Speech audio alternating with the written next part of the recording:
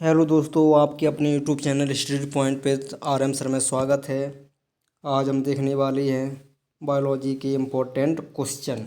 और बायोलॉजी में भी टॉपिक है आनुवंशिकता से संबंधित, जो विभिन्न प्रकार की प्रतियोगी परीक्षाओं में पूछी गई हैं और आगे भी पूछे जाने की प्रबल संभावना होगी। ठीक है, तो इसमें प्रथम क्वेश्चन दिया गया, आनुवंशिकता का जनक किसे कहा जाता है। तो आनुवंशिकता का जनक किसे कहा जाता है?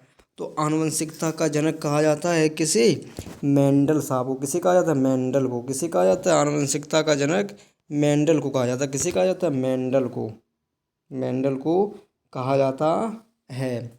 और इसके बाद डार्विन। डार्विन को क्या कहा जाता है? डार्विन को कहा जाता है विकासवाद का पिता। किसे कहा जाता है? डार्विन को विकासवाद का पिता कहा जाता है। किसका कहा जाता है? विकासवाद का पिता किसे कहा जाता है? चार्ल्स डार्विन को कहा जाता है। उसके बाद जीव विज्ञान शब्द किसने दिया था? जीव विज्ञान शब्द, जीव विज्ञान, बायोलॉजी शब्द किसने दिया था? बायोलॉजी शब्द दिया था लेमार्क और ट्रेवी रेनस ने। किसने दिया था? लेमार्क और ट्रेवी रेनस ने। लेमार्क और ट्रेवी रेनस ने दिया था। बात क्लियर। अगले क्वेश्चन की ओर बढ़ जाते हैं। अगला क्वेश्चन दिया गया, आनुवंशिकता की इकाई क्या होती है? आनुवंशिकता की इकाई क्या होती है? क्या होती है आनुवंशिकता की इकाई? तो आनुवंशिकता की इकाई होती है क्या? आनुवंशिकता की इकाई होती है जीन। किसे कहा जाता है? जीन को कहा जाता है क्या? आनुवंशिकता की इकाई। ठीक है, उसके बाद और जीन की खोज किसने की थी? जीन की खोज की थी मेंडल नामक, किसने? मेंडल नामक वैज्ञानिक ने। यही कारण है कि मेंडल साहब को आनुवंशिकता का पिता कहा जाता है। क्या कहा जाता है? आनुवंशिकता का पिता कहा जाता है। और एक और क्वेश्चन बनता है कि जीन का नामकरण किसने किया था? जीन का नामकरण किसने किया था? जोहानसन ने। किसने किया? जोहानसन नामक वैज्ञानिक ने जीन का नामकरण किया, या अर्थात कह सकते हैं जीन नाम किसने दिया था? जोहानसन नामक वैज्ञानिक ने। ठीक है, इसमें दिया गया है राइबोसोम्स। क्या दिया गया? राइबोसोम्स। राइबोसोम्स की खोज किसने की थी? राइबोसोम्स की खोज की थी रॉबिन्स और ब्राउन ने। किसने? रॉबिन्स और ब्राउन ने किस पर की थी? और ये की थी किस पे? पादपों में। किसमें? पादपों में। किसमें की थी? पादपों में। ठीक है, उसके बाद जंतुओं में किसने की थी?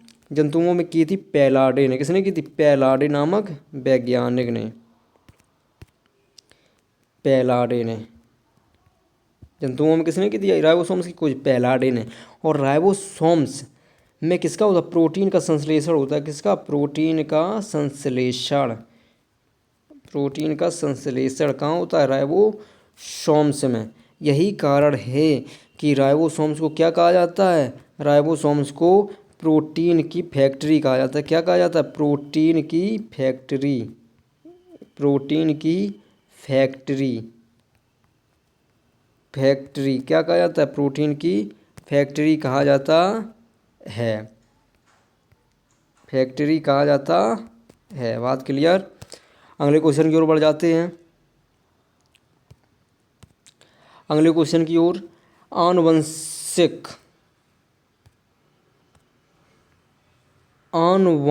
यूनिट अर्थात जीन होते हैं। क्या लिखा है? आनुवंशिक यूनिट अर्थात जीन होते हैं। क्या होते हैं? बताओ। आनुवांशिक यूनिट अर्थात जीन होते हैं। ये SSC 2011 में पूछा गया। क्या होते हैं ये होते हैं गुणसूत्र में पाए जाते हैं। किसमें पाए जाते हैं? गुणसूत्र में पाए जाते हैं। किसमें पाए जाते हैं? गुणसूत्र में। अब आ जाते हैं गुणसूत्र पर। गुणसूत्र की खोज किसने की थी? गुणसूत्र की खोज की थी स्ट्रॉसबर्गर ने। किसने की थी? स्ट्रॉसबर्गर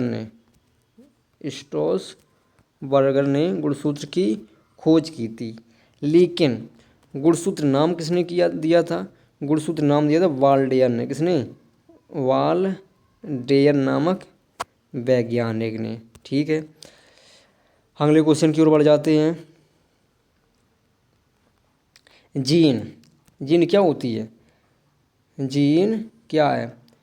जीन एक होता है DNA का भाग। क्या होता है? जीन होता है DNA का भाग, क्या होता है, डीएनए का भाग।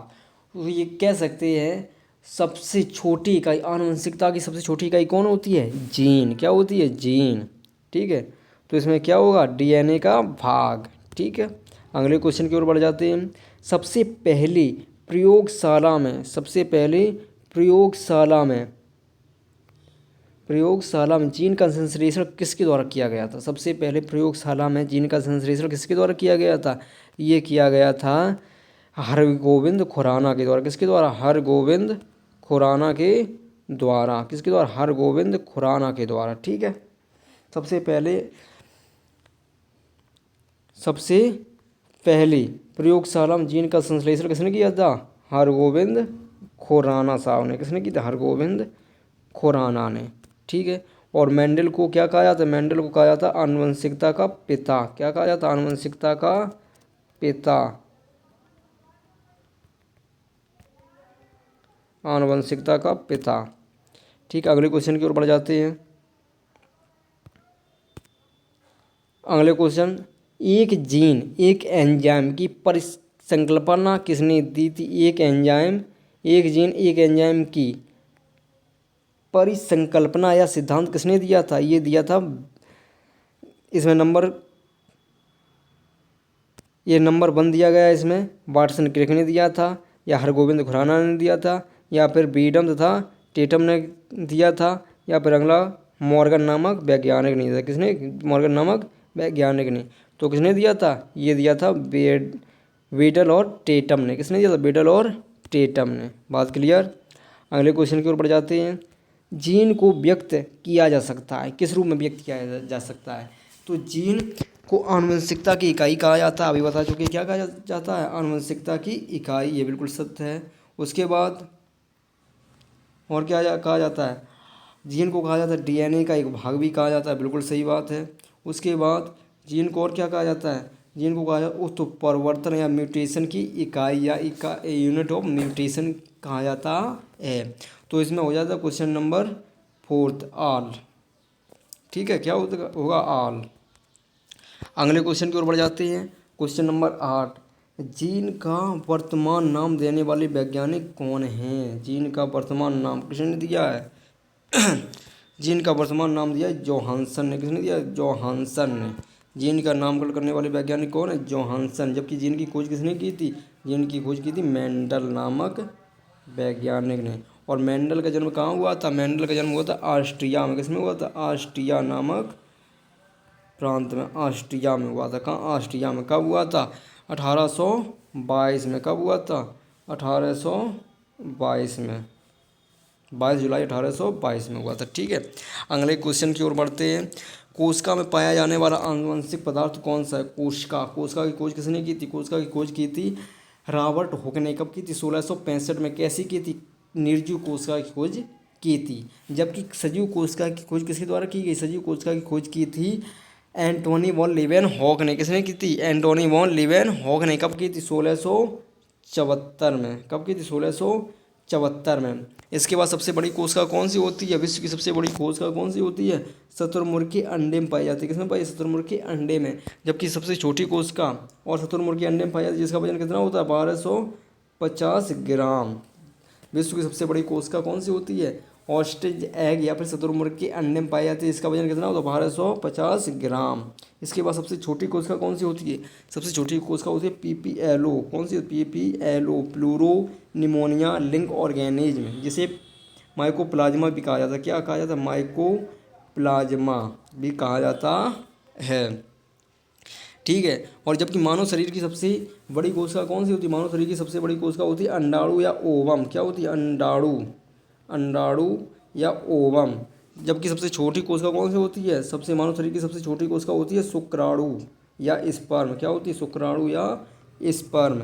जबकि मानव शरीर की सबसे लंबी कोशिका कौन सी होती है, नर्व सेल या तंत्रिका कोशिका, नर्व सेल या तंत्रिका। इसका वजन जिसकी लंबाई कितनी होती है, 90 सेंटीमीटर। ठीक है, तो आनुवंशिक पदार्थ कौन सा होता है, डीएनए, डीऑक्सीराइबोज न्यूक्लिक एसिड। क्या होता है डीएनए का full form, deoxyribose nucleic acid. और आरएनए का फुल फॉर्म क्या होता है, ribose nucleic acid. Question number 10, question number 10 इसमें दिया गया है। क्वेश्चन नंबर 10 में दिया गया है कि प्रयोगशाला में सबसे पहले डीएनए का संश्लेषण किसके द्वारा किया गया था? किसके द्वारा किया गया था? हरगोविंद खुराना के द्वारा। किसके द्वारा? हरगोविंद खुराना। किसने किया था? हरगोविंद खुराना साहब ने किया था डीएनए का सबसे पहले संश्लेषण। ठीक है, किसने किया था? हरगोविंद खुराना ने। ठीक है, तो आज की श्रृंखला में केवल 10 ही क्वेश्चन रखते हैं और उम्मीद करते हैं आपको हमारे द्वारा दी गई जानकारी अच्छी लगी होगी, और अच्छी लगी हो तो हमारे चैनल को सब्सक्राइब करें, लाइक करें और शेयर करें। और मिलते हैं ठीक इसी प्रकार से अगले वीडियो में। तब तक के लिए जय हिंद।